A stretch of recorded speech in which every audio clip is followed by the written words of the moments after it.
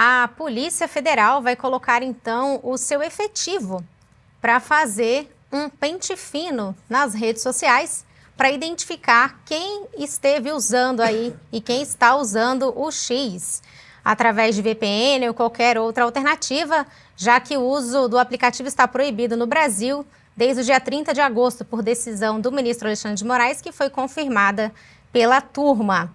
Segundo o portal Metrópolis, estão na mira da PF e do ministro diversos deputados, entre eles Eduardo Bolsonaro, Nicolas Ferreira, Carla Zambelli e Marcel Van Hatten. Temos uma matéria do Globo falando também sobre esse tema, dizendo como que a PF pretende identificar esses perfis. Ricardo Gomes, vou querer ouvir a sua avaliação para esse tópico. Nesse primeiro momento, a Polícia Federal não está preocupada com o discurso que foi manifestado nas redes sociais. A ideia é fazer um pente fino para rastrear quem está usando. Se for o caso, essa distinção será feita depois. E se a pessoa que está usando o X for residente no Brasil e estiver fazendo postagens, vai ser incluído, e também quem estiver fora do país, quem disse que está usando o perfil através de uma entidade, a sua filial, o seu organismo de imprensa tem uma filial em outro país, em Portugal, por exemplo, que está usando essa pessoa também, esse veículo de imprensa também será incluído na lista de Alexandre de Moraes. Ricardo Gomes.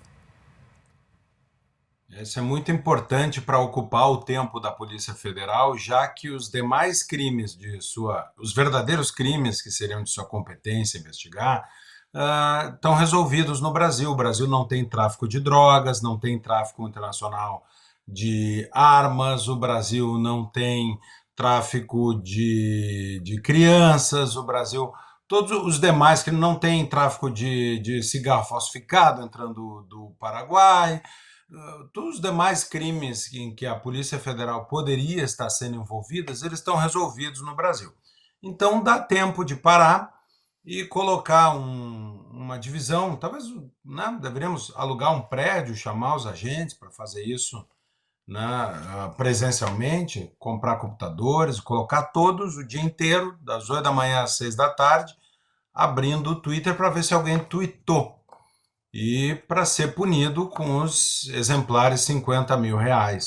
E nada melhor para demonstrar como essa medida ela é um ato de preservação da democracia e do Estado de Direito, nada melhor também do que pinçar alguns parlamentares para punir primeiro. Claro que parlamentares de um determinado lado do espectro político, não o partido do presidente da República, que tuitou nesse período em que o Twitter estava suspenso no Brasil, não o próprio Tribunal Superior Eleitoral que tuitou, não.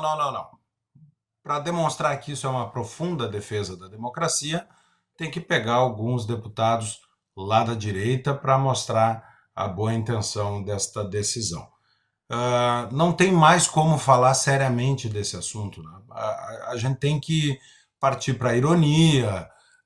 Daqui a pouco nós vamos ter que postar, comentar aqui usando poesia, receita de bolo, porque não poderemos mais falar nesse assunto, mas cruzou qualquer sentido de legalidade, de bom senso, todo mundo avisou que isso ia acontecer, que estava se dando poder, que havia que o surgimento de um inquérito fora dos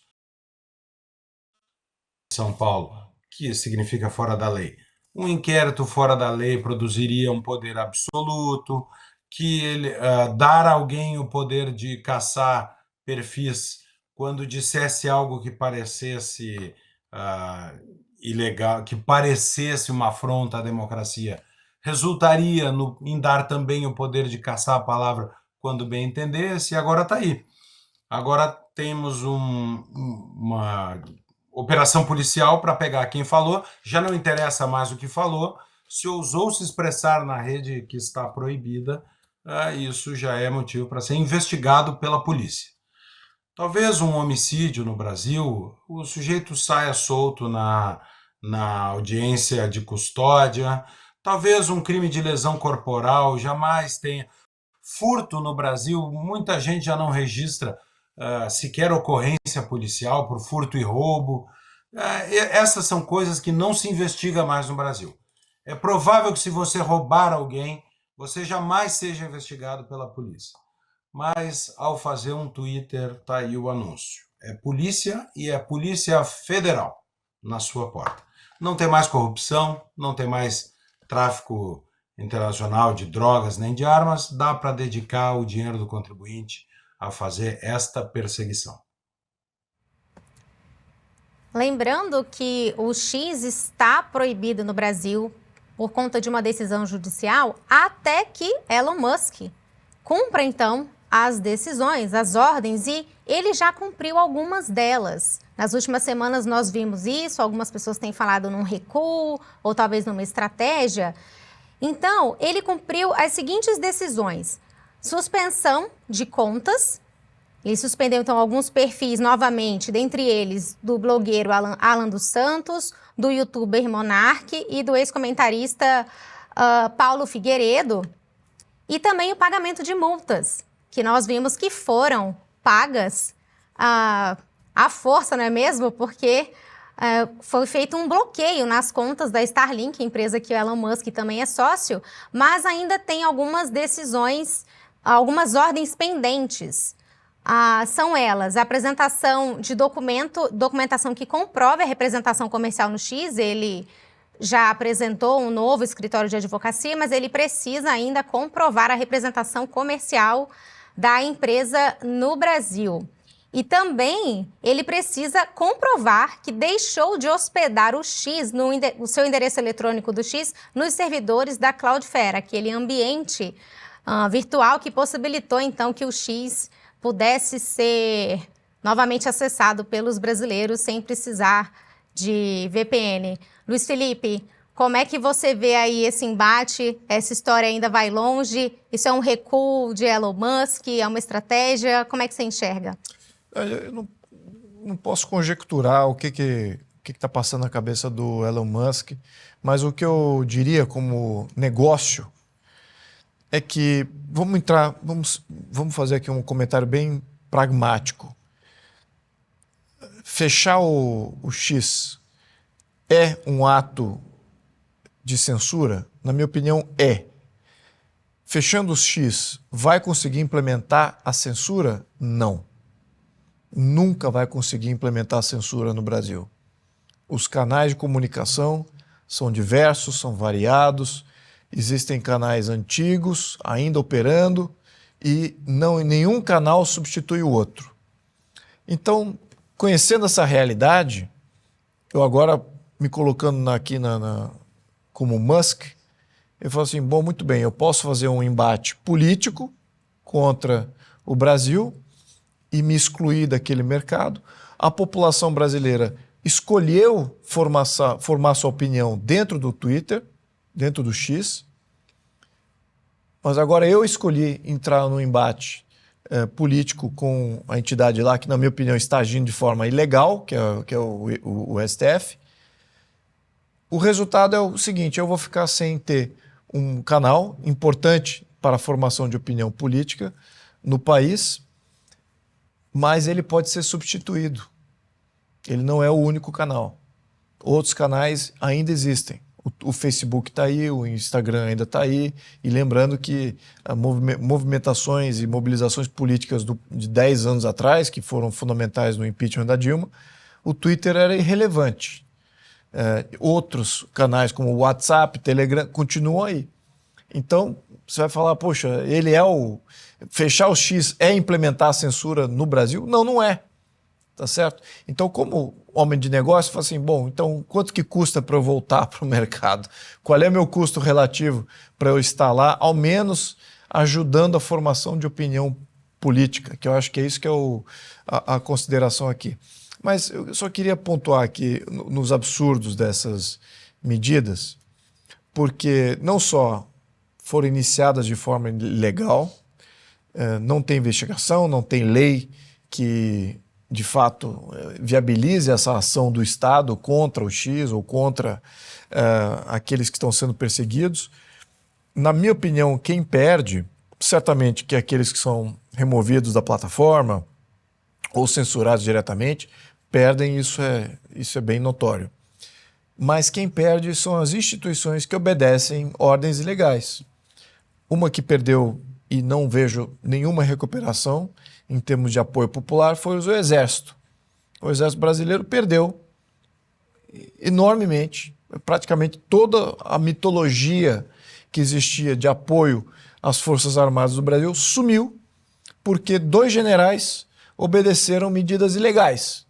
Uma foi de aprisionar e arrebanhar e aprisionar inocentes, e o outro foi de se omitir a fazer qualquer tipo de evitar as invasões do 8 de janeiro. Então, esses 2 generais, um por omissão, o outro por ação, ilegais, né, ou seja, violando ali as suas competências, sucumbiram completamente uma instituição que tinha aí um apoio massivo da população. Até de viés mais centro-esquerda existia um apoio. Pois sumiu completamente. Agora estamos vendo a mesma coisa acontecer com a Polícia Federal.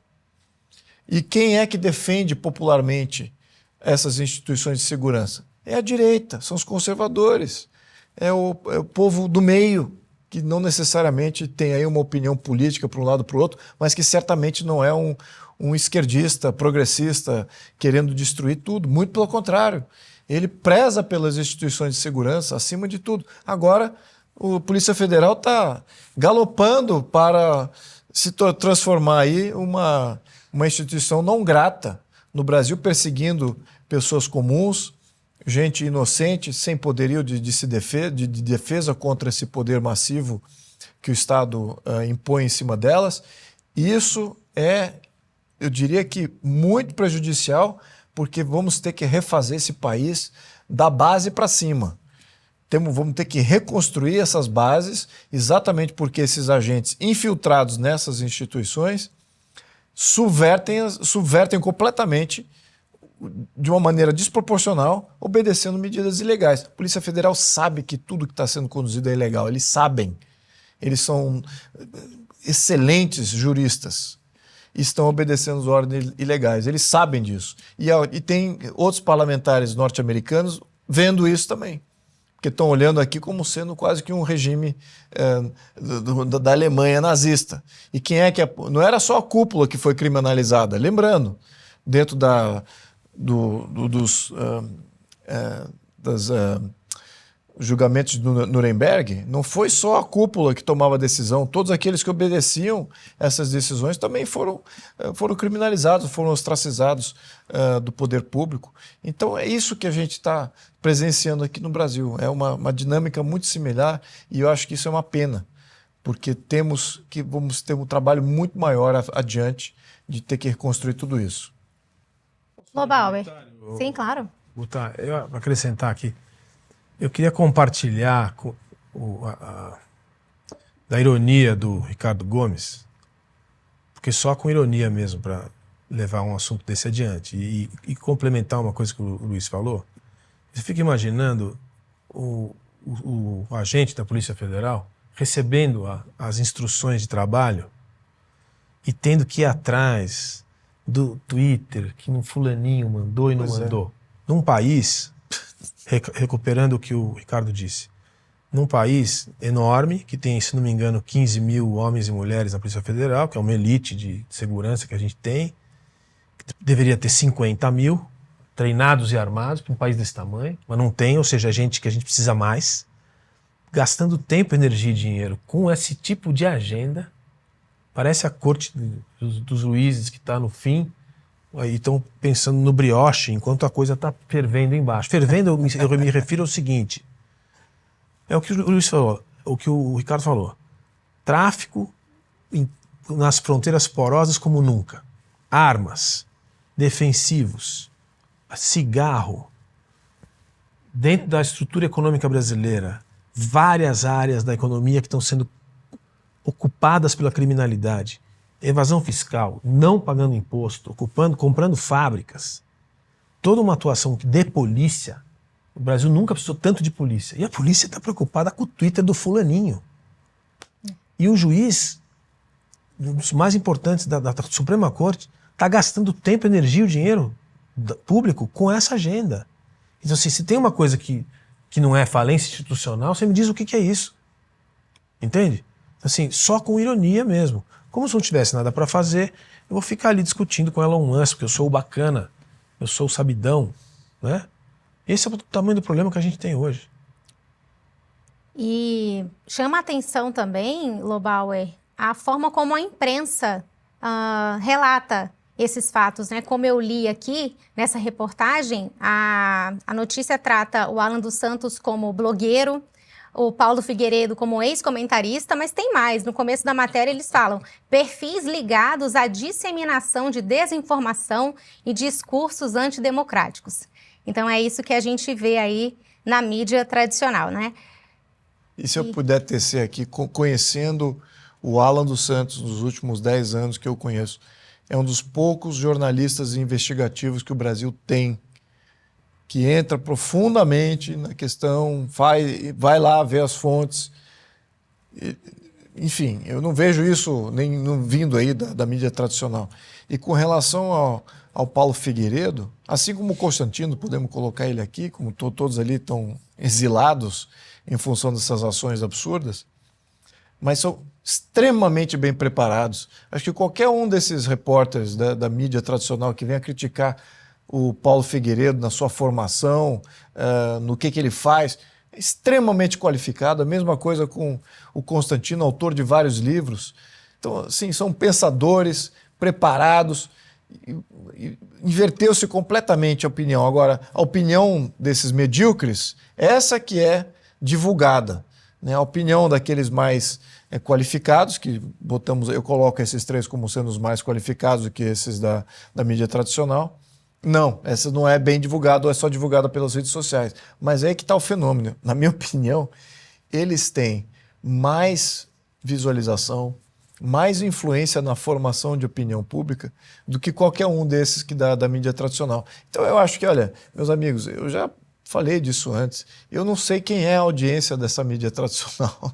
Eu não sei. Eu estou vendo várias empresas de mídia tradicional sendo vendidas por nada. Por nada. Vejo algumas revistas importantes que existiam aí no Brasil, que eram formadores de opinião, foram vendidos por R$1. Assumiram dívidas. Várias instituições aí importantes, não quero citar nomes aqui para não incorrer em erro, mas assim, não valem nada.